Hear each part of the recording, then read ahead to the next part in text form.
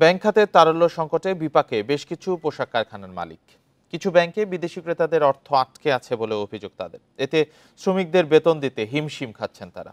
ফলে বেতনের দাবিতে দেশের বিভিন্ন স্থানে পোশাক কারখানায় শ্রমিক বিক্ষোভে প্রতিনিয়ত বন্ধ হচ্ছে কারখানা। তবে শ্রম সচিব জানালেন, কারখানা সচল রাখতে সব ধরনের সহায়তা করছে সরকার।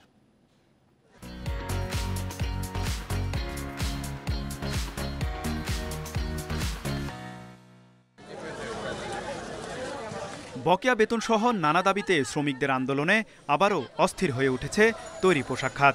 প্রায় প্রতিদিনই বন্ধ হচ্ছে কোনো না কোনো কারখানা। সোমবারও গাজীপুরের চক্রবর্তী এলাকায় অন্তত 20টি কারখানা ছুটি ঘোষণা করা হয়। তারল্য সংকটের পাশাপাশি ব্যাংকগুলোতে বিদেশি ক্রেতাদের পরিশোধিত অর্থ আটকে থাকার অভিযোগ অনেক কারখানা মালিকের।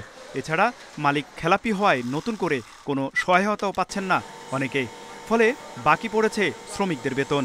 এ অবস্থায় শ্রমিকদের স্বার্থে এবং কারখানা সচল রাখতে নগদ সহায়তা অব্যাহত রেখেছে অন্তর্বর্তী সরকার।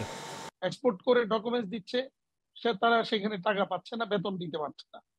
চেক দিচ্ছে, চেকের এগেইনস্টে টাকা, পাওনা টাকা ব্যাংক থেকে পাচ্ছে না।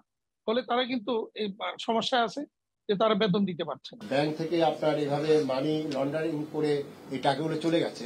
সেখানে সরকারের এইটুকু সাপোর্ট আমরা যেটা দিচ্ছি সেটা কিন্তু টোটালি এই শ্রমিক অসন্তোষ দূর করে আমাদের ইকোনমিকে ধরে রাখা, আবার এক্সপোর্টকে ধরে রাখা। কারখানা মালিকরা বলছেন, কিছু শ্রমিকদের দাবি যৌক্তিক হলেও এর বাইরেও অনেকে পরিস্থিতি ঘোলাটে করার চেষ্টা করছেন। এই সেক্টরটা যদি অসন্তোষ চলতে থাকে তাহলে এই আলটিমেটলি এই রপ্তানি বাণিজ্য বাংলাদেশের যেটা আজকে প্রথম স্থানে রয়েছে এটা কিন্তু থাকবে না। কারখানার মালিকের শিপমেন্ট জটিলতা আছে কিনা, উনি ফেলিউর কিনা, নির্দিষ্ট ডেতে শিপমেন্ট দিতে পারেননি, এটাও আপনাকে কিন্তু বের করতে হবে। তবে বলবো যে এন্ড অফ দ্য ডে যদি শ্রমিক তার পাওনা না পায়, রাজপথ ছাড়া তো তার কোনো গত্যন্তর নাই।